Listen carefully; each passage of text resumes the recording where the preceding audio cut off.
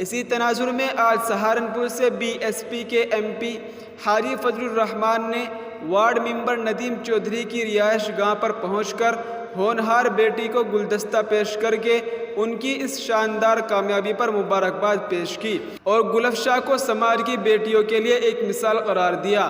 انہوں نے کہا کہ گل افشاں کی کامیابی سماج کے بیٹے اور بیٹیوں کے لیے ایک مثال ہے۔ محنت و جد و جہد سے شاندار کامیابی حاصل کر کے بیٹی نے پورے ضلع اور سماج کا نام روشن کیا ہے، جس کے لیے گل افشاں کی جتنی تعریف کی جائے کم ہے۔